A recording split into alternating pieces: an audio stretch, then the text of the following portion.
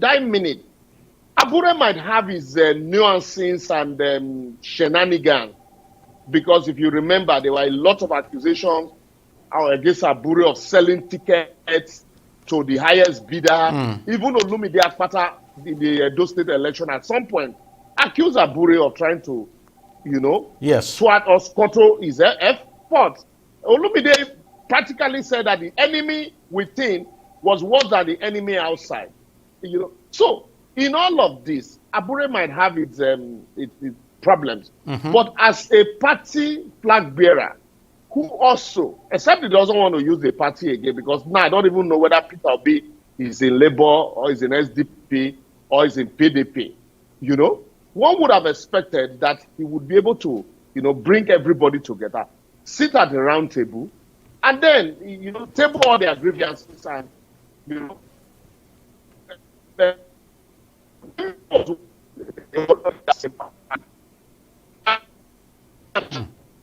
we didn't see all of this, back and forth, with the party. So I expect that they should have been more mature than this. But with the accusation, counter accusation against Abure also, high-handed and strong, believing that he labored for the party, he built it, he worked for Peter Obi, and that it is now, because in his words, let me use his word, it is now time to enjoy.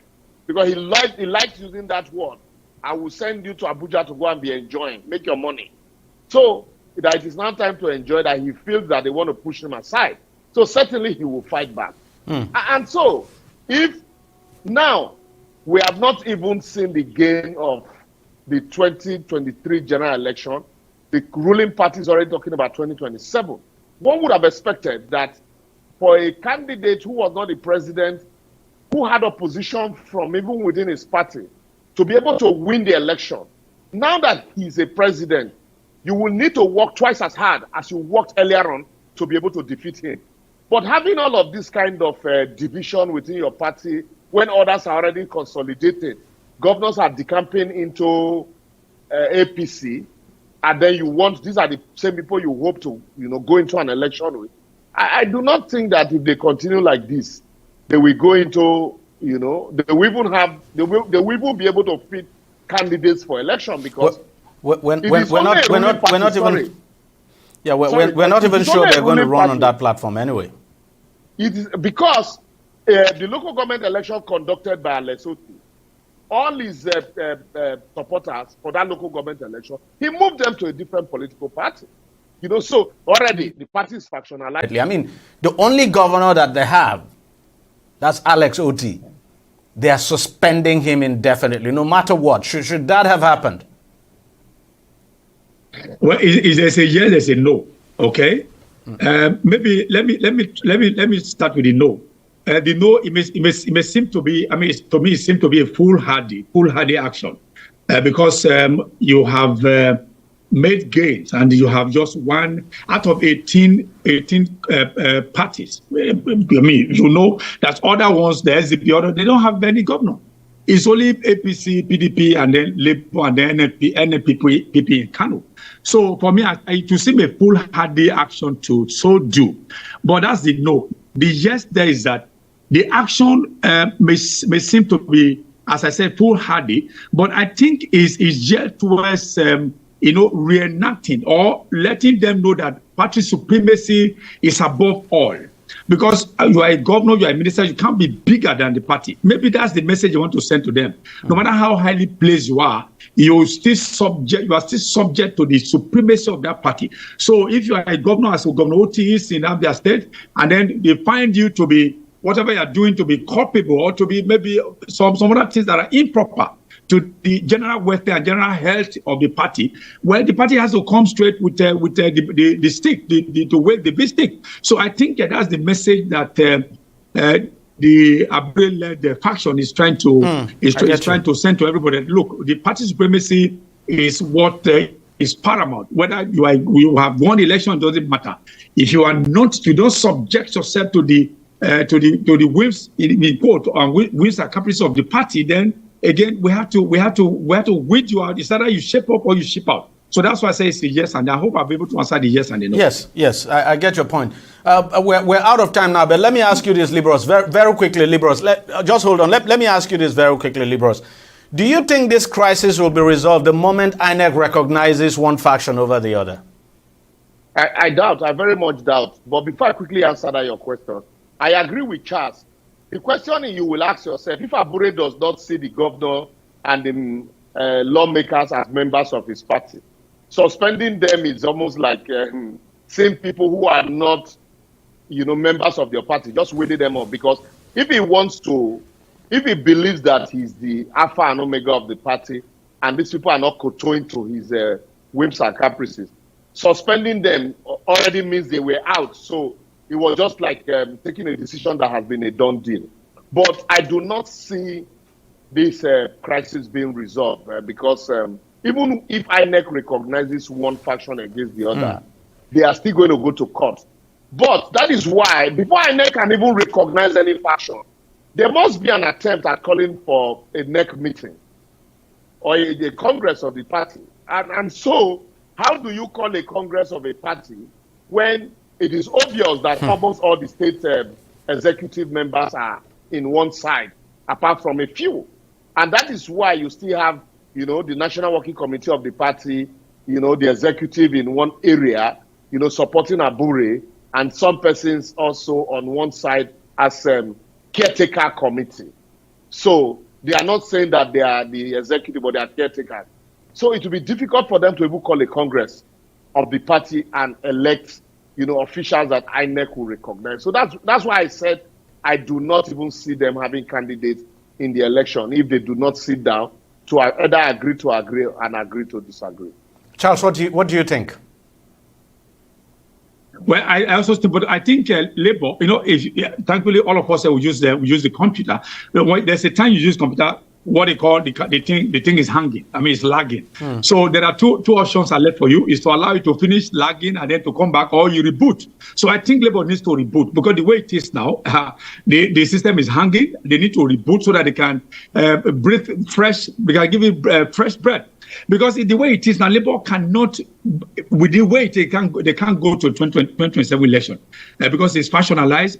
Labour is maybe is suffering what they call stroke, and there's no way to have strength to muster to go into the election. So what they need to do is to plan for election maybe 2031, because the way they are now, there's no way Labour can even win even a councillor seat anywhere in this country. So what they need to do is that they have to shut down the system, in a manner of speaking, reboot it and begin to rebuild again for future elections. They should just forget 2027 because it's going to be a waste of time, waste of resources, and then they are also going to be disgraced in the election because they may not do well at all with the way it is now.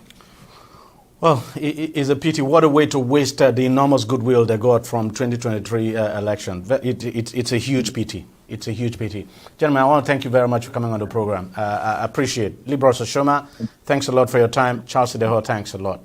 We'll take a short break and we'll be right back. Stay with us. Don't go away. Opinions are free. Facts are sacred. But truth is universal. How, in practical terms, can we, for instance, de-escalate the tension? President must see himself as the president of the Federal Republic. We know where the enemy is. 3 places. The Lake Chad Basin, the border area between Nigeria and Cameroon, and then the Sambisa Forest.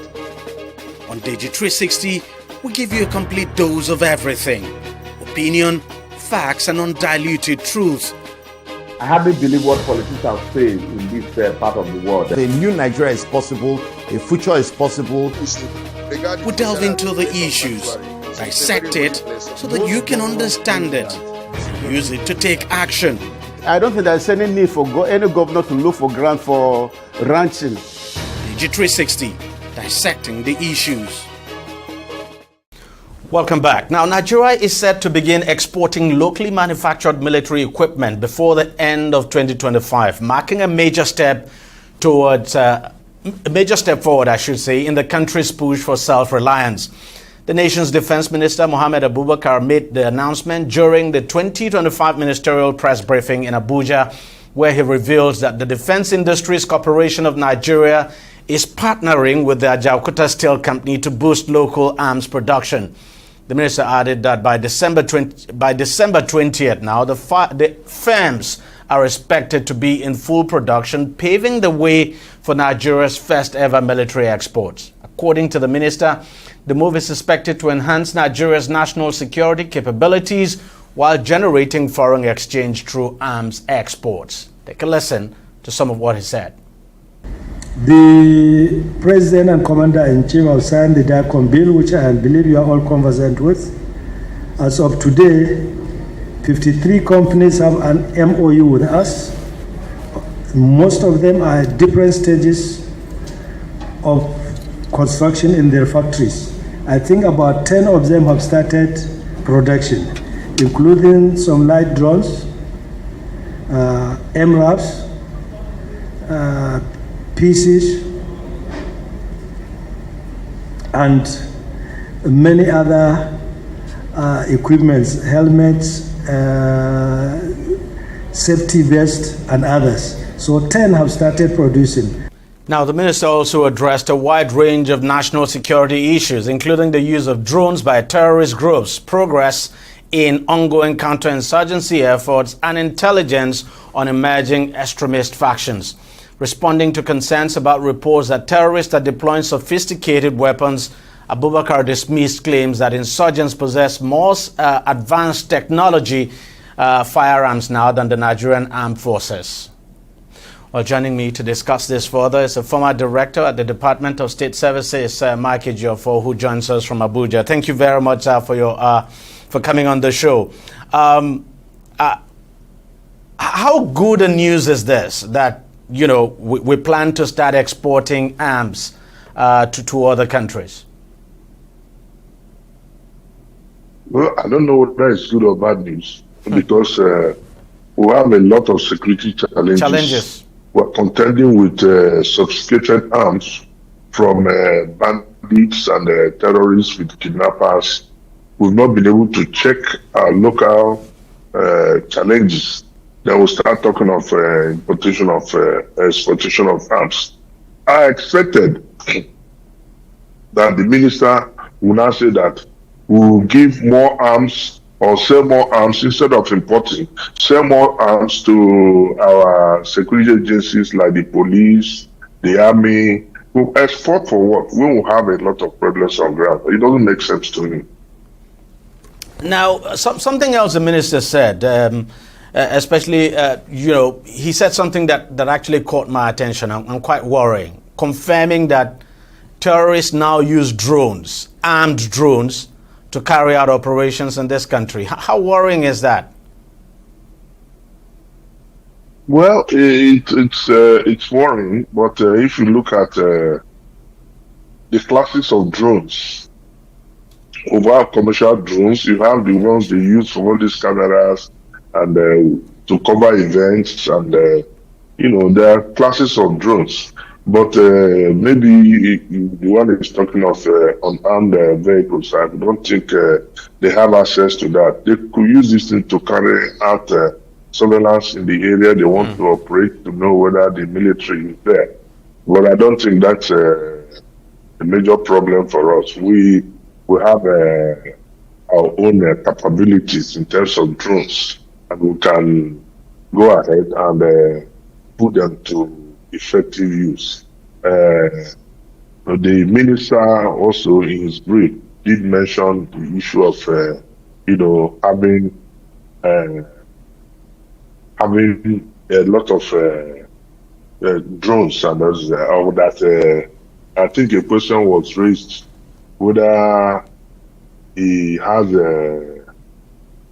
whether the people have this issue of arms. I don't think that is anything to worry about.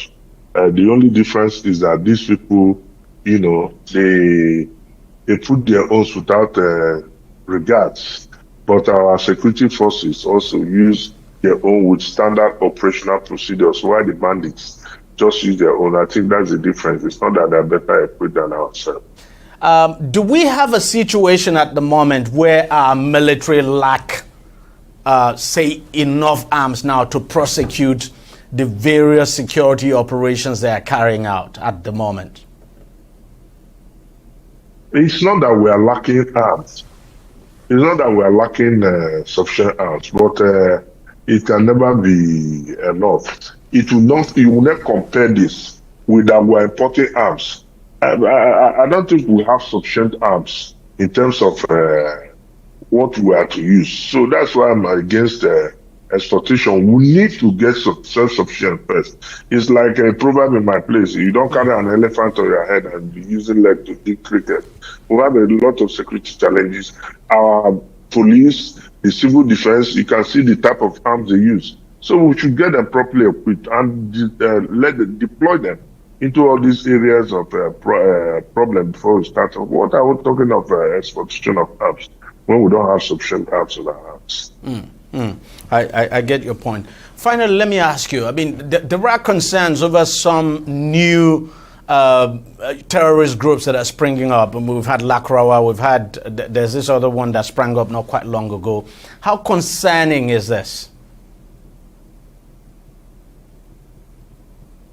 Well, it's a concerning, but I can tell you that the intelligence agency is, that's the SSS, is profiling them, and even before it came to public knowledge, the SSS have the knowledge of all what they are doing and profiling them, and they're working together with other security agencies to bring the activities to a halt before it develops to more serious problems like you have the issue of Boko Haram and the other terrorist groups. Before they metamorphose into a bigger problem, I think we should be able to change them this time around. And what would be your reaction to, I mean, you saw the way the minister reacted, when some lawmakers in the course of their debate in plenary at the National Assembly came out to say that terrorists were using more sophisticated weapons in our military and that they were better armed. Of course, the minister came out to debunk that is certainly not the case. What's your take on that debate?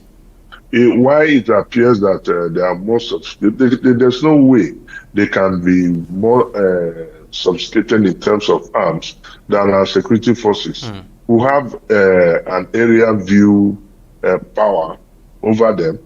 I'm not aware that any of them has a helicopter, or even talking of jets. So the arms they are using, what I can explain why people are apprehensive that they are more armed is that they don't use standard operational procedure.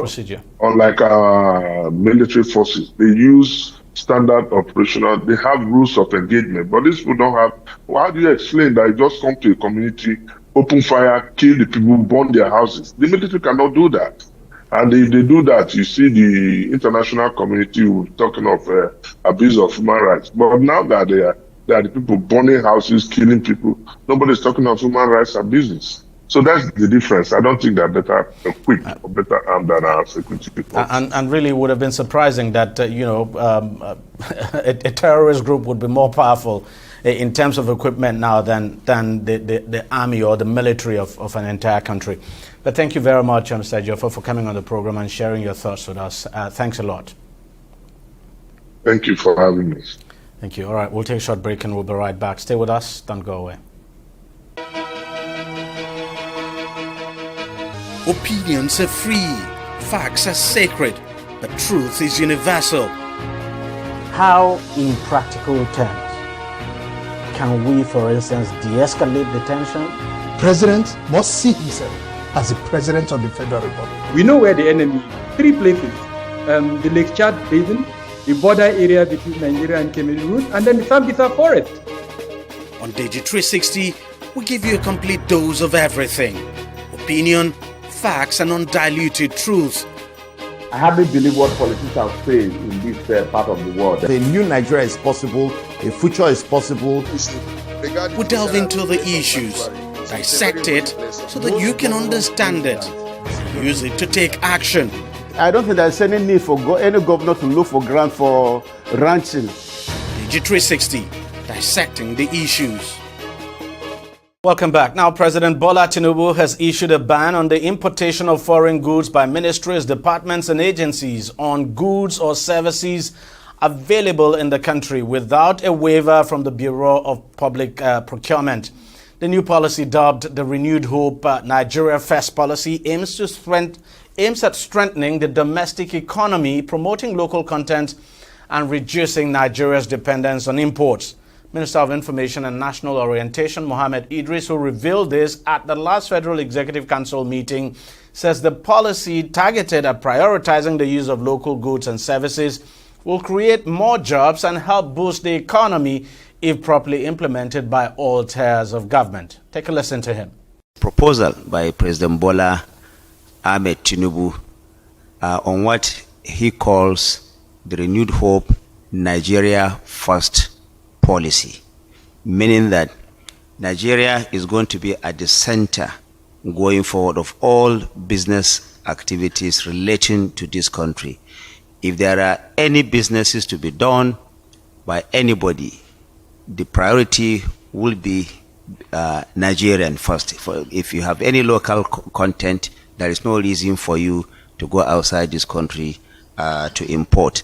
Now, this is in the form of an executive bill that will soon be issued by Mr. President. Already, Council has approved a set of those proposals, which I'm going to read to you, and the Office of the Attorney General of the Federation has been directed to prepare an executive order to be issued by Mr. President. Now, the Nigeria First policy is built around optimizing local production, reducing the pressure on foreign exchange, and attracting investments that will strengthen the country's economic base. The minister further assured that Nigerian industries will now be prioritized in procurement decisions, and in cases where local suppliers fall short, contracts will be structured to build domestic capacity instead of depending on intermediaries who make profits at the expense of local manufacturers. Well, joining me now to discuss this further is economist and the CEO of Timeline Consult Limited, Shaibu Idris. He joins us from Lagos. Thank you very much for coming on the program. How important is this policy? What's your take on it? Good afternoon, and thanks for having me. Thank God today is Friday. Number one, I think in general, I will say it's a laudable thinking, laudable attempt, laudable steps in the right direction, trying to, to patronize made in Nigeria goods. When you look at it on a straight line basis. Is this the first time that Nigeria is having this policy? The answer is no. During the military dispensation as far back as 1976, 77, and post-Shehu Shagari era, Nigerian government under the military, gave directives that cars that are assembled in Nigeria are the only cars that were allowed to be bought by civil servants, either if they are taking loans or if the government is buying them as what we call the tools of trade, meaning for official assignment. Very few individuals or civil servants, for example, the then Mr. President or head of state was allowed, for example, to use a Mercedes-Benz other than a Peugeot or a Volkswagen made in Nigeria car, or Steyr, or the cars made from Leyland. So going back to what we used to have 30 years ago, 40 years ago, I think is a step in the right direction. However, the snag with the current policy is, you ask yourself, do we have a car assembly plant in Nigeria? The last time I checked is no. But we have car manufacturing companies like Innocent, and there are quite a number of them that are coming up. No, you are saying they are coming up. I'm saying I have not known of any assembly plant. The manufacturing plant in the eastern part of the country by the gentleman who makes the Innocent cars is a laudable initiative that must be supported at all cost. I give you an example. When the members of the National Assembly were bought Prado Jeep or Toyota Highlander as official cars, some of us did come out vociferously to say, why should we be taking money outside the country? Why should we be giving employment to Japanese instead of giving employment to Nigerians? When Mr. President decided to buy a brand new casket bulletproof car, why did he buy, a Japanese car or a German-made car instead of a Nigerian car when he could have gotten it custom built by, innocent? So the point I'm trying to make is when you limit the conversation to car assembly or cars as in tool of trade, you will say there are none or even there are few. However, you fast forward, what are the things that government buy today? Why are they being bought outside the country? Let's look at buildings. If you are compelled to buy cement in Nigeria, in any case, no one is allowed to import cement. The processes of getting a license to import cement, you will be worse off if you import the cement. So we have it in abundance so you can buy locally. But what are the other concomitant features of construction, sites? Metals, iron that you use, iron rod. Do we have a manufacturing plant in Nigeria that can produce iron rod? No, we don't have. You look at the basic foods, milk. Today, if you want to buy powdered milk, if you want to buy even tissue paper, you want to buy toothpick, tell me which factory you can go to buy toothpick or powdered milk or some of these items. Now, the fact that, a window for people to take advantage of the policy was open, it makes also the policy a bit counterproductive.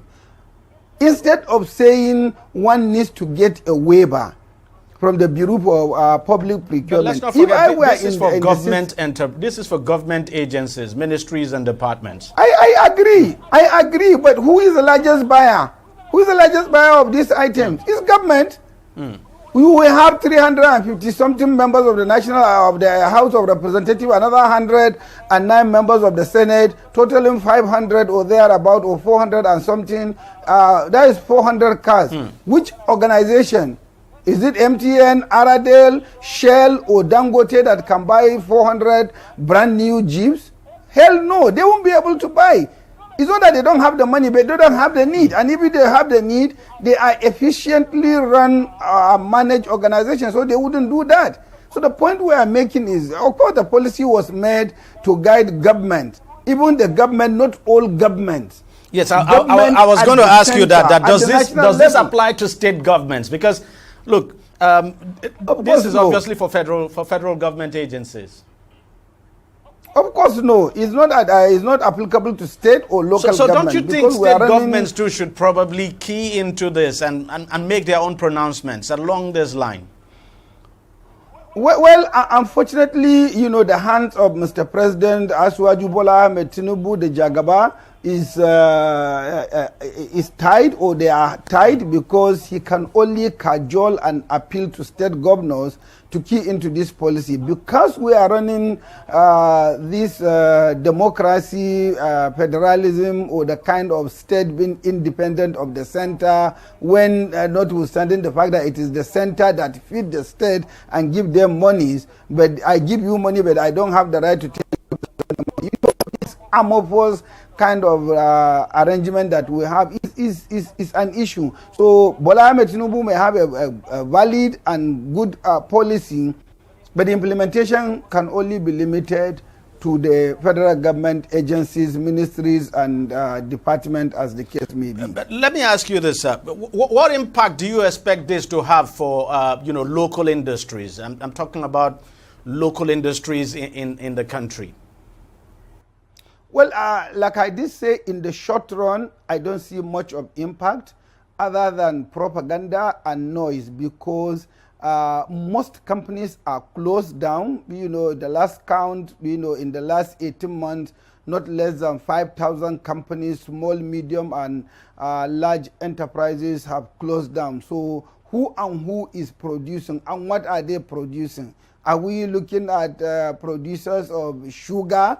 Or are we looking at producers of flour? Even them, they import bulk sugar, they import wheat to process. So what are we talking about import? You want to do even sandals. How many people are producing even sandals or shoes? If government were to be buying, say, school shoes, uniforms for students, where are the textile companies? So when you say go to Bureau for public procurement to get a waiver, it's a window of opportunity for quite a number of civil servants to mint and lace their pockets with illicit wealth arising from coming to require, one form of import waiver or another. So we are technically going back to import licensing days if care is not taken. But then, as I said the other time, this is obviously for federal government agencies.